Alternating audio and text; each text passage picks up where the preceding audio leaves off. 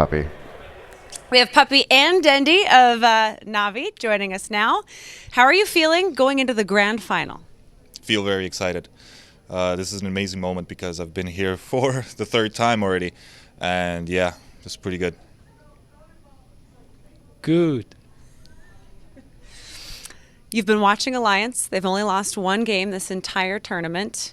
Does that affect your mental state, your mental awareness going into this, or are you just more focused on your game? We have some strategies to use against them. Yeah, they're very fucking good, and I do want to play against them once more, and this is pretty much what's gonna happen. So they're the best team in the world right now. Good. I am never going to engage Dendi in a staring contest in my life. You can do it. Really? Oh, I don't think so. I'm watching this happen. Clement Ivanov, Puppy, Estonia, Tartu. Alexander Dashkevich, Hvost, Kiev, Ukraine. Kuro Zalei Takhazomi, Kuroki, Berlin, Germany. Gleb Lepatnikov, Fanik, Kharkiv, Ukraine. Данил Шутин, Dendi, Lviv, Ukraine. Navi's third finals, and still time for fun and games, it seems, there with Dendi, and they are a team that stay in very high spirits, but also because of that they always believe that they can come back in bad situations and bounce back, and really that's why they're in the grand finals. They are the bounce back team of the tournament. What do you guys make of them? If someone new is watching Dota 2 right now and doesn't know who Navi is, how would you describe them going into the grand finals? I mean, as you were saying, they're the most tenacious team, and they're so experienced that they know that if they just have fun with the game, they're still going to win the game. And that's what we saw last year. They had a terrible group stage run. Then they came into the tournament. They were like, how do we counter Naga Siren? They picked up the Juggernaut and started working wonders with that lineup. This tournament, we see them picking Potch and winning important games with it, very important games. They've picked some very out-of-the-box lineups, and they just seem to enjoy the game much more than some of these disciplined teams do. They certainly don't like discipline, and I think they're really good at just they lose the first game in the series quite often, but they're really good at just resetting and just focusing on the game, not getting emotionally disturbed and letting their morale get affected. Bruno, Navi in a nutshell. Heart. I think that's the only word. These guys play with heart. They do not play with their brains. All right, well, let's introduce their opponents then, and we'll see what they'll be playing with. It's Alliance to the grand finals. We have Ake and Loda with Alliance joining us now. How are you guys feeling going into the grand final? It feels great to be in the grand finals, to be able to play this. It's like we couldn't dream of this, so it feels great. And you guys have played together for so long, so how does that feel coming into this as friends even? Yeah, it feels very awesome. It's always good to have Ake at your side. It makes me feel comfortable and no pressure and everything like that, so it feels really great. I'm assuming you've been watching all of the matches. What did you think of Navi's comeback in that last one? It was a pretty sad turn for Orange, but at the same time I was so impressed by Orange's plays throughout the whole week. They lost the first round in the winner bracket, and then to come all the way that they did, I think they should be so proud of what they have done. Yeah, all the teams have been so fun to watch. Good luck to both of you, and you've taught me. I know we're not sending it back to James, but this is what I would say in Swedish if I were. Tillbaka till det, James, right? That's very good. Sure. Henrik Amberg, Admiral Bulldog, Trollhättan, Sweden. Joachim Achterhall, Aki, Gothenburg, Sweden. Jerry Lundqvist, EGM, Sweden, Västerås. Jonathan Berg, Loda, Gothenburg, Sweden.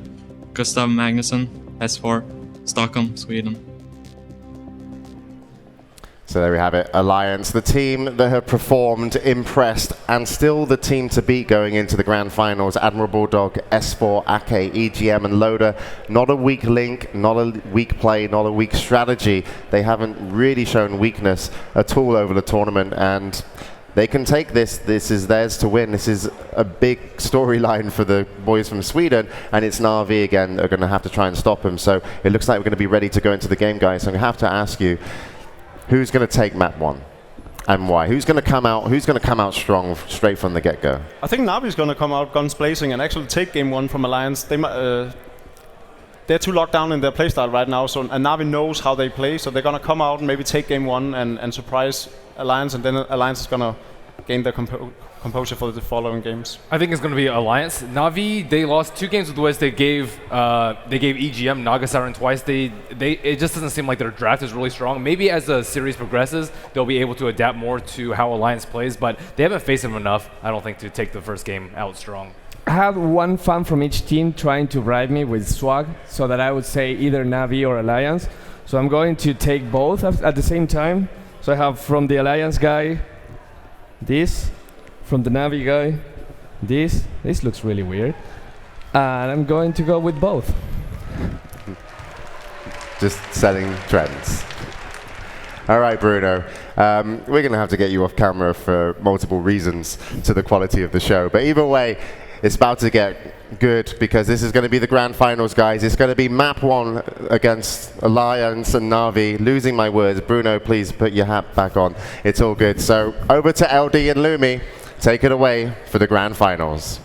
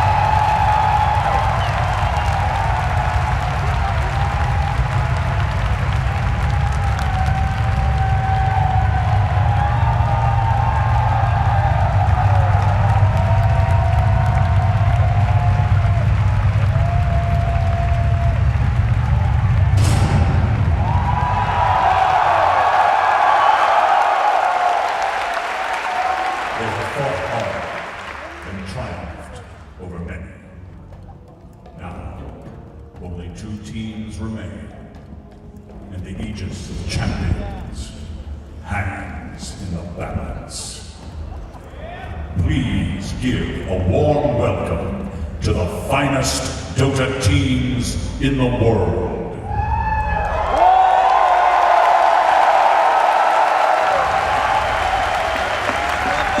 Hailing from Sweden, the only team to go undefeated through group stage, entering the grand finals for the first time, Alliance.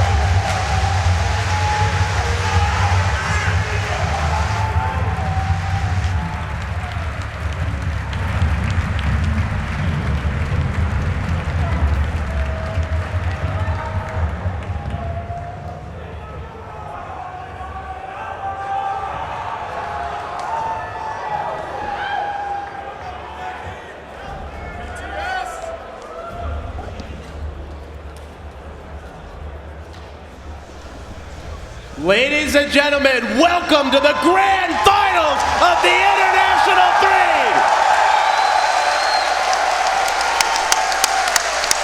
Na'Vi versus the Alliance. The Alliance yet to drop in a set in the entire main event, undefeated through the group stage, but Na'Vi returning for the third time, looking for their second championship. This is truly a David versus Goliath situation, and when you say that Na'Vi is the David, nobody will believe that they are the 3 times returning to the grand finals, but I'm not sure who they're going to take it. Alliance looked just undefeatable in that last match against Na'Vi. Took them down 2-0, did it in style. Na'Vi, though, they battled back. They got knocked down to the losers bracket, and where there was a will, there was a way. Unbelievable performance against Orange, and here they are. They've got another crack at it. It'll be a straight best of 5, no advantage. If anyone can find a way to beat the Alliance, it probably is Puppy. It's Puppy's been playing some crazy strat. We see what they did in TI2, the Naga Siren, the Enigma, the Darkseer combo. That was it. Nobody broke that strat. Na'Vi was the first team to do it. They rose to the grand final because of it. And now, within the grand final, they need to do something special. Puppy needs to find a way because the Alliance are the heavy favorites right now. Yeah, I mean, arguably the most creative and innovative captain in the history of Dota 2. He's come up with so many strategies, and we've seen everything from Na'Vi at times in the past. This tournament, they have not... Puppy's actually said they haven't shown their hand. He said they've been hiding strats. So we're going to have to find out if those hidden strats are going to work. Because the Alliance, it's been mostly the same strat every single game. Somewhat times different heroes. They've shown versatility in picks, but if it ain't broken, Lumi, why fix it? Same strat, but can you beat it? You know it's coming. The scary thing is Alliance, like you said, is playing standard, and if they drop a game or maybe 2 games, they're bringing out their strats. Yeah, let's not forget, this is the team that did the level 1 Roche. Prophet suicides the Roche, you bait the enemy team in, then you wipe them. They did the fake Roche where they pick her, so they pick Wisp, they wrap around, they smoke gank you from behind. I mean, if anyone can be creative here, it is going to be the Alliance. And Na'Vi likes that Radiant side in general. They've normally been going for it, so if they do get it again, well, then the Alliance maybe pulls something out of the hat. Very likely, we could see that this entire series, we're going to have Na'Vi's going to play the entire Radiant side, and we're going to see Dire being handled by Alliance. But I really think that, you talked about the Roshan strategy. I think that's going to be huge. Don't forget the level 1 TP Roshan from Alliance. Yeah, there's so many options, and I think one of the most interesting things about this matchup is the way the last series unfolded, where you saw Alliance not banning Wisp when Na'Vi had first pick. They gave away Wisp, and then they took it down twice. So if Na'Vi have first pick again, they have a tough choice, right? Because if you're not going to pick Wisp with the first pick, generally what we've seen is you ban it out.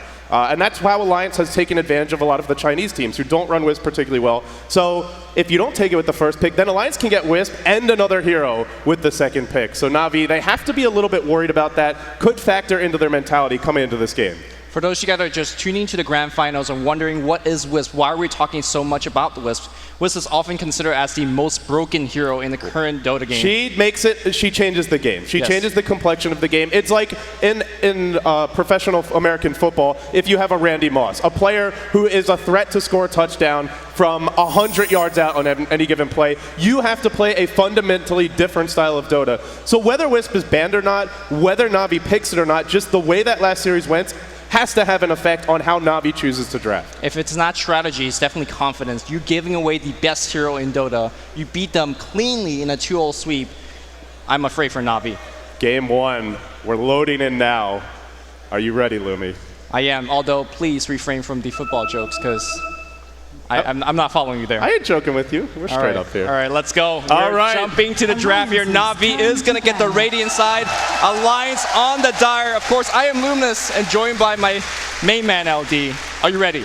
I am. It's game 1 of a best of 5. Winner takes home $1.4 million. The loser, just a little over 600,000. The bans will now come out. So far, Na'Vi removing the Chen. Puppy definitely plays a good one, but Ake has really been on the ball. They'll ban out the Chen. The Alliance removes the Havos Lifestealer. Still Wisp in the pool, still Batrider in the pool, and let's not forget Alliance is on the Dire side. So if they want to do some either level 1 Roche strats or just make Na'Vi think they are, they definitely have that option. Well, we'll definitely see level 1 Roshan if we see some kind of awesome weird hero like Ursa, but we'll table that discussion for a bit and focus a little bit about the bans here. Do you give away a Batrider? Do you give away Wisp? Do you leave both of those heroes in the pool, No, Alliance says, sure, you know, you have the pick. We're going to leave some OP heroes here. Yeah, they're basically saying it's your choice. Let's see what Puppey wants to do, and we're going to react to it. They have the comfort of being able to react. And now, well, it will be first pick Alliance here. Let's see, what are they going to go for with that first pick? I mean, this is a bold move for both Alliance and Na'Vi. They're saying, you know what, let's leave the broken heroes in the pool, and we'll play full-out Dota. And the tables have turned. It's Na'Vi's turn to give away the Wisp, and they're going to see if they can defeat it. They now go for a Bat Rider and a Visage. Now, we have seen Visage so dominant in the laning stage. Wisp, if she gets to level 6, the game changes. But Visage is one of those heroes that can just win the game before anyone gets to level 6. And now the Alliance will pick up the Bulldog Prophet. So they had their choice. They don't go for the Lone Druid. They take the Prophet instead. Now the difference between Lone Druid versus the Prophet here, both of Emerald Bulldog's really good heroes, that Nature's Prophet will gank alongside with the Wisp. We know that Na'Vi would like to defend their heroes, they like to defend their towers, and when you have a big clash, that a chaotic fight going on somewhere on the map, Prophet is the best hero to join that fight with his spells, with his ultimate, of course with his right click. So I really like this pickup over the Lone Druid, who is a little bit less mobile as a hero. I gotta say, I'm having slight flashbacks to the International too, because right now Dendi and Havos are grinning their heads off. It reminds you of Light of Heaven in that epic game where they defeated the combo, the Naga, Tidehunter, as well as Darkseer. They've got that kind of grin on their faces now, so what's up their sleeve? We're gonna find out soon. Now the band's coming forth. Na'Vi removing out Juggernaut, and then on the Alliance's side, a Weaver. What are they gonna ban next? I have no idea, because trying to predict these two masters of Drafter, S4 on one side and Puppey on the other, is going to be extremely hard. So far, all of these bans looks targeted and standard. And of course, Weaver targeting Havos, one of his best heroes. And I think Puppey is planning something. Yeah, he's at least trying to make us think he's planning something. Let's see if he actually is. It's always the mind games with him. As for S4, you've started with a Prophet as well as a Wisp. Now they're going to need some heroes that can fight. They don't have the S4 hero yet for the solo mid role. We don't know what Load is going to play as a carry. What might they run in combination with this Wisp? Na'Vi ban out Juggernaut. There is still a Gyrocopter. We've seen that a decent amount from Alliance, and it's a pretty good early to mid-game fighting hero in combination with a Wisp. But what do you think, Lumi, Chaos Knight, Tiny, these are your go-tos. What are Alliance going to combo up with it? I think their favorite go-to hero for Alliance, at least, is going to be the Phantom Assassin. We saw that in the G1 LAN final. You park your PA, you park your Wisp in a safe lane. In fact, you can even go offensive with your Nature's Prophet and a Jungle Enchantress. Backstab gangs all day. So I'm predicting a Phantom Assassin. I'm predicting an Enchantress. But we'll see exactly what Alliance thinks. I like this ban a lot from Na'Vi, because they remove Keeper of the Light, and Ake, as magnificent as his jungle play is, I think his Keeper of the Light just might be scarier this tournament, especially because of the style they've been favoring, which is split push, slowly and steadily accruing an advantage, distributing the resources on the map more favorably for themselves, and once they reach critical mass, then they go from taking a few pickoffs to really forcing the fights. Keeper of the Light, the best hero to kind of adapt. If you're ahead, he prevents your opponents from getting back in the game by pushing, and if you're behind, well, he hangs on while Loda farms up. I like the fact that you brought up support heroes, because so far we have not seen the Naga Siren, who Na'Vi has given away 2 games in a row to Alliance, because you don't have a very, very... Uh-oh. What is... Something's fishy here, Lumi. Well, let's table that for a bit, and maybe it'll make sense in a bit, but...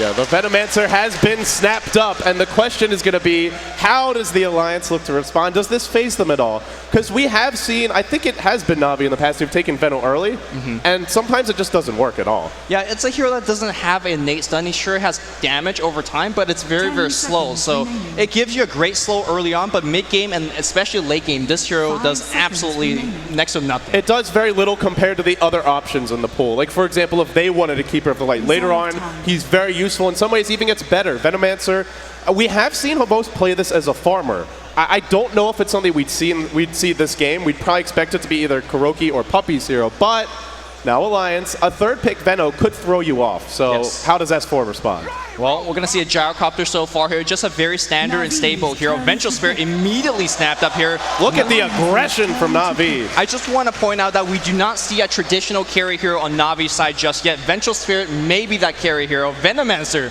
may be that carry hero. Na'Vi, they've done this in the past. They farmed Venge in the past. They farmed Veno in the past. But I think Alliance has something up their sleeve. I think we might see something like a Spirit Breaker. Well, it's just my guess, but we'll see if they're going to... No, never mind. Take that back. Hold that thought. It's going to be an yeah. Ake Enchantress. They expect a lot of aggression from Na'Vi. When you see Venomancer, Visage, and Venge, these are 3 of the strongest level 1 supports in the game, and one of them will be farming. So a lot of burst damage, the potential to go aggressive trying and kill anyone, even a Gyrocopter. If he gets Gelled and the follow-up is there for the Magic Missile, he is going to die. Alliance, though, Ake, I think he is in the world the best jungler to counter aggressive tri-lanes. We've seen Extinct, Puppey, fantastic gankers, fantastic at reacting, but Ake is really good at relieving the pressure on the aggressive tri-lane. So let's see if he can pull it off here. We expect Alliance to go defensive tri-lane, but the book is out now. This is where, like you said, they don't have a carry on Na'Vi, at least not a traditional one, but they do have some good Midas armor from Venge. Are we looking at a Dendi Shadow Fiend? That could be it. Shadow Fiend, so far you don't really have a disadvantage matchup, but at the same time, you're dealing with global TP, so you have to get the BKB as soon as possible. Dendi, the way that he plays the Shadow Fiend, he doesn't go BKB. They want someone mid, and they don't want Dendi to lose his lane, so they ban out the OD. Arguably the strongest 1v1 mid in the game, definitely in the top 5 there. This does pave the way for a Shadow Fiend, but Alliance have not tipped their hand either, and they're going to get a chance to counterpick if they want whatever Dendi's snapping up. So S4 might be able to match him blow for blow. There is a Queen of Pain in the pool. Looking at the other S4 heroes, does anything else jump out to you? No, Queen of Pain gets banned out as well, so S4 is also preparing for a very, very crazy pick for himself. He doesn't want to get countered in a sense by Na'Vi snapping up that. Yeah, are we going to see the return of the S4 Mag this game? Because that core is so strong if you get through the lanes. Magnus, Prophet, Gyro on the Dire side with the ability that the Alliance has to just get their jungle ultra stacked. It's a bounty hunter for Na'Vi. There is no clear carry on this team, and it's just all offense. They want to face rush the Alliance. I mean, question marks are up in the air right now. Are we going to see a Vengeful Spirit carry? Are we going to see a Venomancer carry? Traditionally, these two aren't really good at carry. You need a ton of items. You need a ton of farm. Is it a farming Visage? I mean, to be honest, any 3 of these heroes could get the farm in that lane. They can, but what we can expect out of this is a Batrider solo mid, correct? It's probably a Batrider solo mid, most likely the Funnick Bounty Hunter to the safe lane. Na'Vi, aggressive tri-lane is coming. How will S4 respond? Or it could be just a standard defensive tri-lane. I don't know. Like, this Na'Vi lineup is just so strange. We have never seen anything like it. I feel like they have to go aggressive here. You're giving up. If you don't go aggressive, we've seen what the Alliance do. Because not only are they farming a Wisp and getting a level 6, they'll stack the jungle for Loda on his Gyrocopter. They will even allow Bulldog to pull some camps to secure a really fast Midas. And it's a clockwork for S4. The draft is now complete. And it's going to be a Havos Vengeful Spirit as he selects a hero, unless we're going to see any swaps. Game 1, the Alliance versus Na'Vi, 2 Titans from Europe. These guys, they've only met before on land once.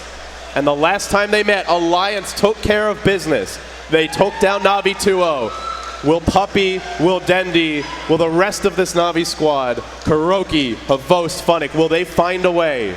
It's been a miraculous run for them. The Fountain Hooks, we've seen as well in their last match against Orange, a bit of fate going their way. Can things continue to roll for them? Things continue, they have to continue to roll because they're not here just to say, you know what, let's go back to the grand finals for 600K. They have tasted first place, and once you get a taste of it, there is no going back. Yes. Nothing else will do. Well, the draft now complete. It's time to get into it. Game 1 of the International 3 Grand Finals is now underway. $1.4 million and change to the winner, over $600,000 to the loser. On the side of the Alliance, yet to drop a set, we have S4, the captain on the clockwork, Loda, your Gyrocopter. EGM, the EO, will have a very quick pause, I hope. Ake on the Enchantress. And in the base, it'll be Bulldog, your Nature's Prophet. And on the Radiant side, Team Na'Vi, Kuroki the Visage, Havost, the Vengeful Spirit, looking like we might see a farming Venge. Dendi on the solo mid Batrider, Puppey, the captain on the Venomancer. And that leaves Funnick as your safe lane bounty hunter. The pause is going down now. Here we go. Back into game 1. What are you expecting, Lumi? I expect a lot of kills coming on this tri-lane. This tri-lane up top is going to decide much of the early game. Hold that thought. We'll have another pause here. So I mean, we look at Navi's lineup right now. They have track gold. They have supports that really get out of control if they have a good start, right? You have Soul Assumption. You have Familiars if you hit a fast level 6. Venomancer, if he's ahead, can just run anyone down. If Navi gets ahead, it will be very hard for the Alliance to hold on to territory. It will be very hard to get their Wisp level 6, but if it goes the other way, if Alliance get a good start, they have the clearly superior late game. Clearly superior mid-game as well, because when you see Alliance and they pick up BKB on Gyrocopter, what is the Vengeful Spirit going to do? What is the Visage going to do? There's really lacking physical damage. Now, with that said, Vengeful Spirit is going to give you a physical damage increase aura. She's going to give you minus armor, so there is some weapons, but it's just, I don't think that's enough. They have some access into late game. Bounty Hunter is a pretty decent semi-carry. Venge, a decent semi-carry. But you look at the Alliance, they have a Prophet, one of the strongest heroes in the late game, not in combat directly, but for his ability to farm and split push. They have a great global lineup as well. And Na'Vi, heroes that don't really flash farm. That's the other thing to keep your mind on. Batrider is a great farmer in the jungle, but Venge, Venomancer, Visage do not farm all that quickly. Bounty Hunter doesn't either, unless he decides to go for a Battle Fury, which we don't expect at all. So if Na'Vi fall behind, their ability to farm fairly limited. Alliance talking things over. They've got a moment here. They seem very calm. Well, looks like Batrider has reconnect. I'm surprised that there is pauses going on. We do have Merlini outside, just waiting in the wings. Yeah, I think he's had a hard week, buddy. He's taking a nap right now. Put the police cap off, and he's lying down for a snooze. I don't think any Dota player in the world right now is taking the cap off, because this is the grand final of one of the huge. This is the biggest prize pool. The biggest esports tournament ever. How do you sleep during this game? You don't. Yeah, you try to, we're going to wake you up. So game one, soon to fall, underway. So we talked a lot about Navi's draft, and we don't have it on pause yet. So if you look at Alliance, I think for them, all they have to do is withstand the storm early on. Be prepared for ganks, get your wards right, don't get caught at level 1, hang on until Bodog starts to kick in, gets his level 6. He can bail out the tri-lane. Of course, once you have S4 getting level 6, has access to hook. If Na'Vi dives that tier 1 top, and already there's a Prophet with his ult coming in, the clockwork rotates, Na'Vi could instantly lose one fight, and on that very one fight, just lose this game.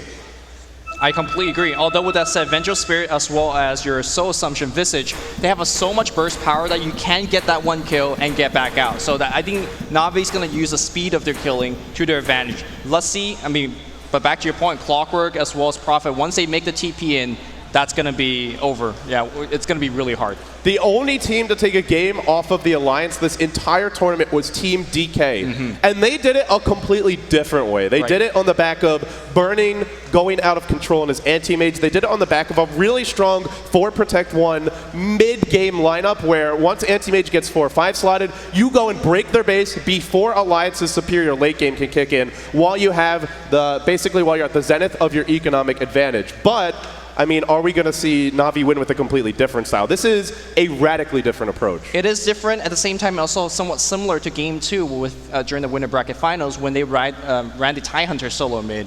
It was a pushing shred, got all 6 towers in 15 minutes, but they couldn't do it. So you got to hit your timing. Very importantly, you got to hit it right on. And this is, to me, a timing kind of based lineup. You got to make sure you knock down towers early. You got to make sure you get a ton of kills early, and you got to focus Loda. Loda was able to free farm on Alchemist on both those games, and you just don't beat a free farm Alchemist. Yeah, Alliance has, and I think that's really worth talking about, is the contrast in these two teams. And we can start with the carries, because you look at Na'Vi, Havosta's fighting from like minute 5 to 8, and he never stops fighting. Constantly infesting Dendy as Lifestealer, constantly diving towers as Weaver, picking up kill after kill after kill. He's a lot of pressure early on. With Alliance, they asked Loda to perform a very different role. They say, Loda, we'll shoulder the burden in the early game. We will fight early, you will farm, and then later you will carry us. So it's a very different style for Na'Vi. And I mean, Loda's going to be on a hero that doesn't even fight for minute 5. Or rather, Havos. He'll be on a hero that doesn't even fight for minute 5. His hero is going to fight for minute 1. Yes. I mean, the big difference in this game, though, also for Loda is that he can fight at minute 5 because he has a Wisp. So look towards that mid game where a chaotic fight breaks out on the other side of the map, and Loda is going to join. And with that said, it means he could farm, he could fight whenever he wants, and that's the power of Wisp. And of course, I just have to remind everybody, Na'Vi gave it away. Yeah, maybe it's, again, they knew what they were doing, just like the Alliance knew what they were doing. Now, they knew what they were doing, and for the Alliance it worked. Na'Vi know what they were doing, but will it work? That's the difference here, and that's going to be the question.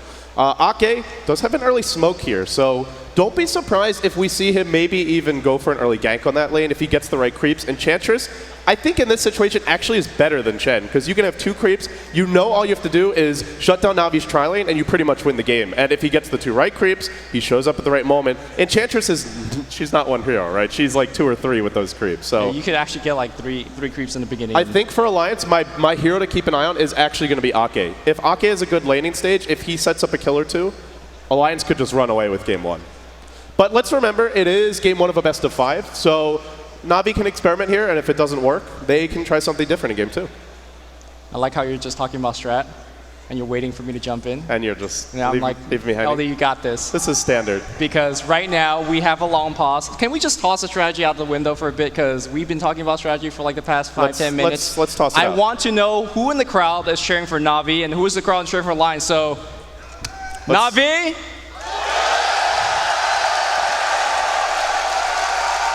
Is that okay? I was lukewarm. On the other side, of course, we have the Alliance.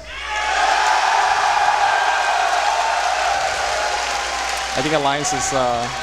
It was pretty close. Yeah. I think they're anxious for the game to start. Me too. I'm a little anxious. We're only giving away $2 million and change from this one best of 5. No big deal. It's just... It's the biggest Dota games that have ever been played. This is somewhat nostalgic, like going back to your old Dota 1 tournaments, and there was nothing but disconnects. There was nothing but like wait times. All that training, Lumi, it's prepared you for this moment. Yeah, and you know, is it working well? Is the training going well? I don't know. I don't know. We're still paused here. Both teams, I imagine, get a little antsy. They want to get game 1 underway. So we actually haven't done our predictions, Lumi. I think we can put ourselves on the record here and then be forever flamed and shamed if we're wrong. Predictions? We're actually going to unpause, so real quick. 3-2 Navi. 3-2 Navi. Oh man, a bold prediction from Lumi. I'm going to go with the safe and stable bet here. I'm going to say Alliance take it 3-1. And on that note, we're back underway. Game 1, Alliance versus Navi. Here we go.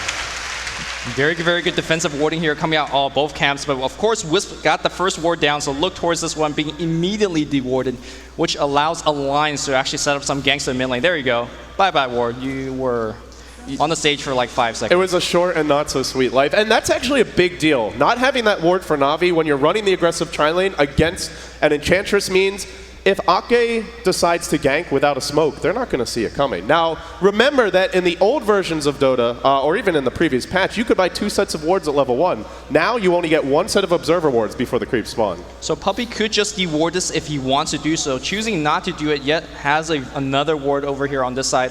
That is going to be important, but at the same time means you do not have sight in the jungle. And not having sight in the jungle against an Enchantress is almost suicidal. That first deward meant so much for Alliance. All right, so Alliance is actually doing something very different here. Looks like they want to dodge that aggressive tri-lane. They're going to send their Gyrocopter as well as Wisp to the bottom lane. And early on, that puts Funnick in a 1v2 against a dual lane that, if they have sentries, could definitely kill him. And they've got one on EGM. He's got to be careful here. He does not have boots. Normally, Funnick has boots, but it looks like he's expecting the Prophet versus Bounty Hunter matchup. And if you have that matchup, you really want the Poor Man Shield. Poor Man Shield is not going to help you too much against Wisp and Gyrocopter. Well, it's going to help a little bit with the harass coming out from Wisp, but for the most part, he's coming right in. There is a sentry ward on the ground. If he gets tether stun here, ooh, nothing just yet. Funnick coming in, sapping a little bit of experience. Obviously, we expect this lane to go towards Loda and as well as EGM 2v1 against a melee hero. It should be fairly easy. What about mid here? S4 on his Clockwork against one of those most dominant mid hero, Dendy's Bat. Yeah, Clockwork's pretty good against Bat because you have the cogs if he ever really wants to go on you. If he dives you at your tower, sure, there's Firefly, but you have the Battery Assault. And getting those mini stuns off, maybe you disrupt him for a moment. I think it's an okay match for S4. He's going to lose the lane, but his goal is just to get level 6, hang on, and angle for mid-game dominance.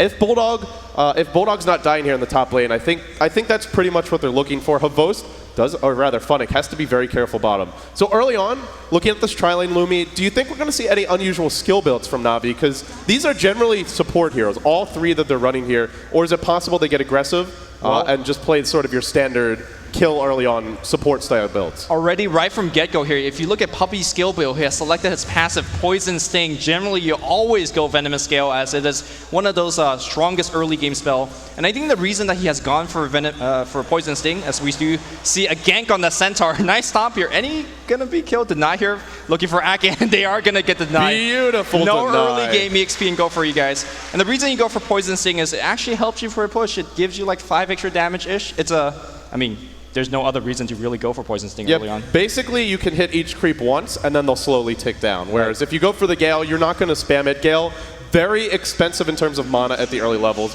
We'll see Funnick pick up a nice regen rune. I'll head back to the bottom lane. So if you're Alliance, your goal is to not fall too far behind in the laning stage. You have the mid game to fall back on, and so far they're not dying. We see Ake getting good levels out of the jungle. You look at Navi's tri-lane, and their supports are both level 1.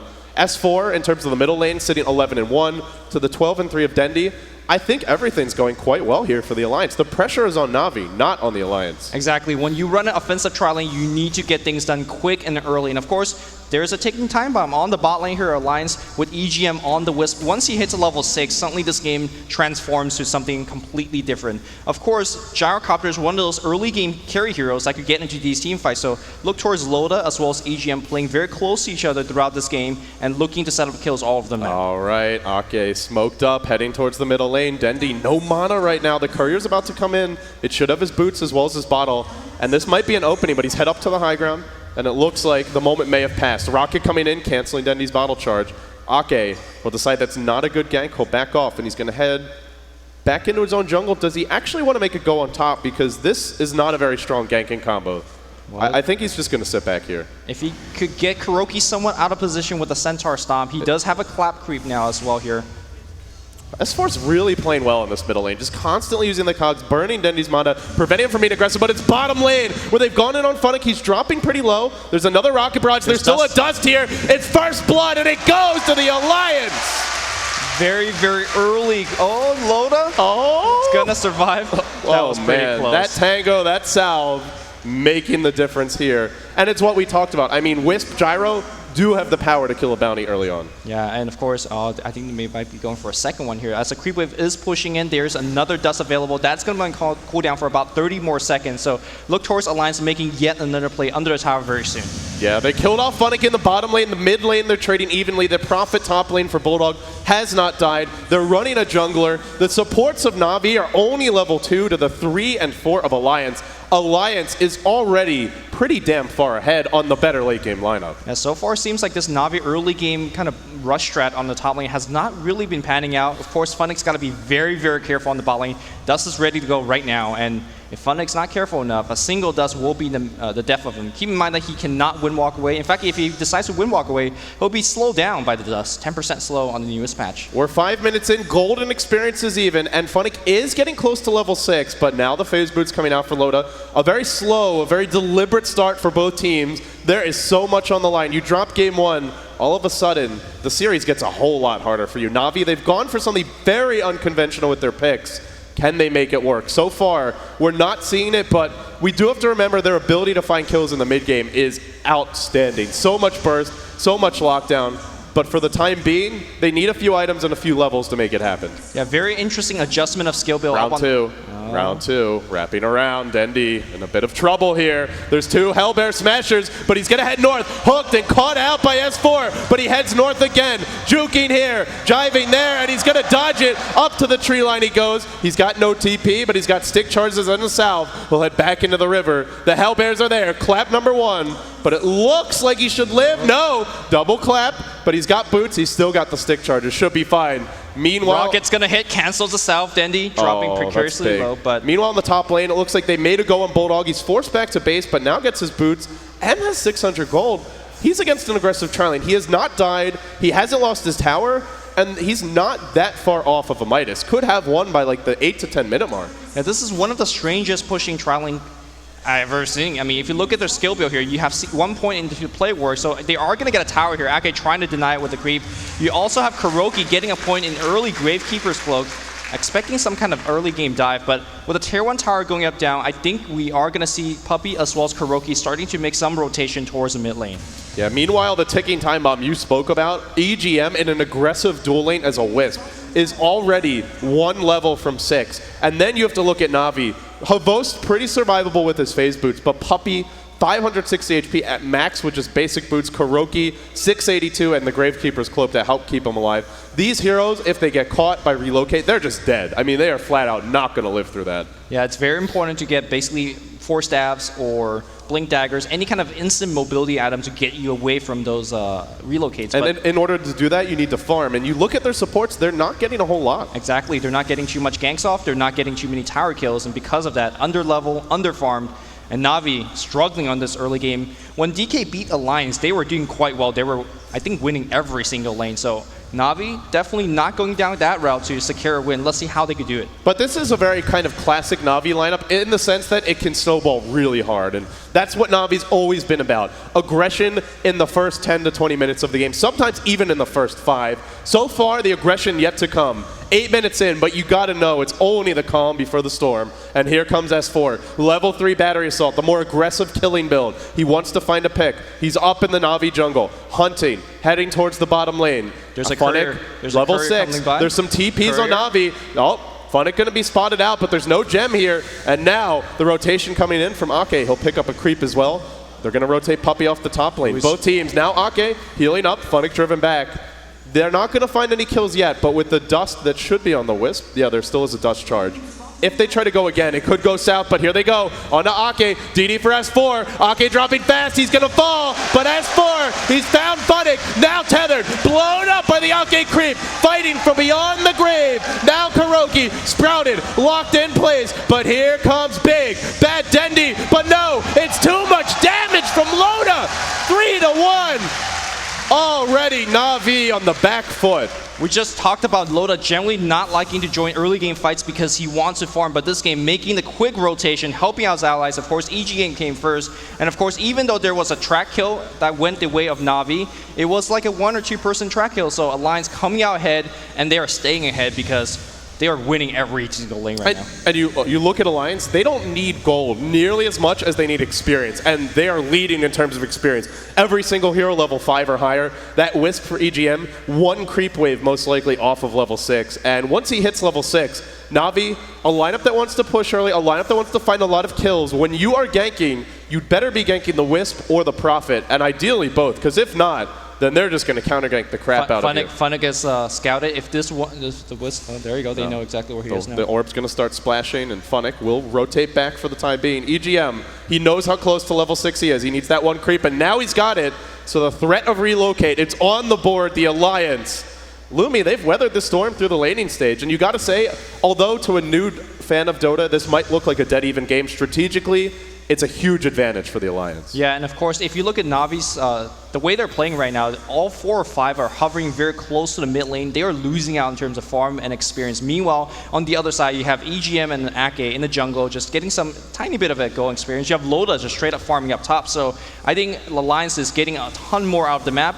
And it's really hard to make a dive on S4 in the mid lane. He is so tanky, almost at 1200 HP with a full magic wand charge. There is no way they're going to get a kill on S4 without committing 4 or 5 onto him. Yeah, they have to blow a lot, and I think it's worth it to blow a lot if you can secure a kill. But if you go on S4, then that's where relocate comes. The Prophet ult now online for Bulldog. They have to dive those counter gankers, and even S4 is a counter ganker because all the towers are up aside from the tier 1 top. Na'Vi, they need to find a gank fairly soon, in the next 3 to 5 minutes, I would say, for sure. They don't have the Dendi Blink yet. It's a key item for the ganks to work. But while they sit back, Loda's rushing a BKB, and if he gets one, you look at Na'Vi, and you talked about physical damage and their lack of it, and that hasn't changed for me. Funnick just has a bottle, boots, a poor man shield. He doesn't have any damage items. Nobody really does. There's a little bit of damage coming from Havost, but if he gets a BKB on this gyro, Na'Vi are going to have a very hard time killing Loda. Yeah, Havost only gets that physical damage when he levels up and max both his smaller spells, the Wave of Terror as well as Vengeful Aura, but she's nowhere near the levels that she needs to be. Meanwhile, Bulldog just chilling bottom lane. Funnick, though, he's going to start here with the Janata now, applying the right clicks, but there's a Sprout on Funnick. He might be in trouble. S4's rotated in. No detection yet. Here's your relocate. They really want this pesky bounty hunter, and they'll find him. The Alliance, they got poked, and they bit back hard. Getting a free kill basically on the bot lane and not losing any kind of momentum anywhere else. There's no push on the mid lane. And Perhaps we're going to see right a Gale. into mid. Here we go. Okay, they're looking for two. Oh, Hook to fly. They've caught Puppey as well. Callout's coming in. Dendy's down. 6-1. Alliance already out of control. Barreling down the middle lane. This is looking bad for Na'Vi. We said in the early game drafting stage that if Alliance wins, just come out even. In the early game phase, they will just be unstoppable during the mid game. Not only have they came out even, they've done so much more. They're winning by the kills, they're winning by experience, they're winning by gold. Alliance is about to take a tier 1 tower. And how do you stop this? Going to go on the S4 on the mid lane. Tower is already dead and looks with a tether stun. Oh, Swap coming back in here. Can they get a kill on S4? They're blowing everything onto him, and they are going to get the kill. That was very important. A 4-man track kill. Funnick doing his work, and, well, Na'Vi finds something. Yeah, the one guy that really would have liked that extra 50 gold is Dendy, of course. He's getting closer to his Blink Dagger. He will have it soon.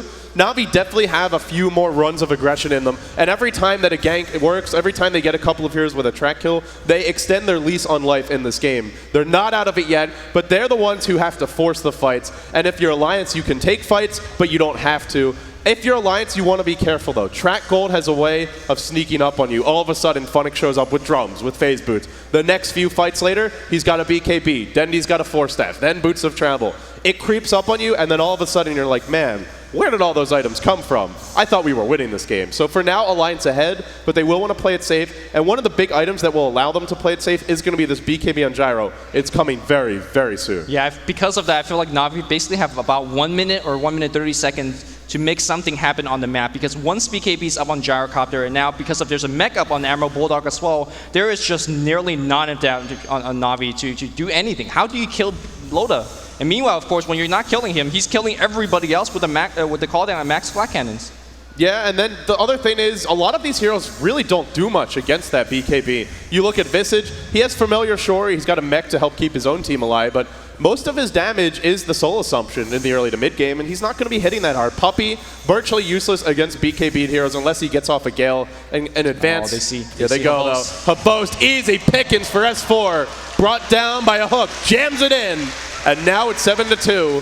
Habost, he's their one position player this game. I mean, you look at some of these other heroes, maybe they can carry the load, but he's really the only physical damage dealer, and that death, not going to help too much. Habost going for SMY, and either that gives you a little bit of something in all categories. It could be an Ag Scepter. That's the other possibility. Sure.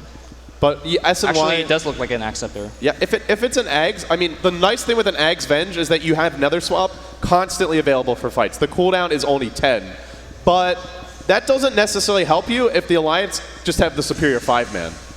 Yeah, of course. What does Acceptor do for you when against Loda, for example? Right, when you swap in and then you die, because there's so much focus fire on Alliance's part, but they will try to make something happen. That swap was what gave them the kill on S4 on the mid lane, but if you look at the Alliance, when they could Rosh, they will Rosh, and there's just no way that Na'Vi could stop this. The Rosh is dropping fast, but Dendy wants to contest. He's coming in with Firefly. Are we going to see an Aegis steal? Rosh is low, not dead yet. They're backing off. They're going in. He can't make up his mind, and now it's too late. Firefly's over. S4 back into the pit, covering his team. Rosh to fall. It goes to the Alliance. The Aegis on the Loda, and now a hook on a boast. He's overstayed his welcome here. Swapping in Kuroki. Kuroki says, "Get me out of here, man!" And he can't. He'll fall. It's a headlong retreat now. Bulldog teleporting forward, creating another base of attack. Now a call down to fly. They've lassoed Bulldog. He's still alive though. He's not even dying. 3 dead. No track kills for Na'Vi, and they're not going to get any.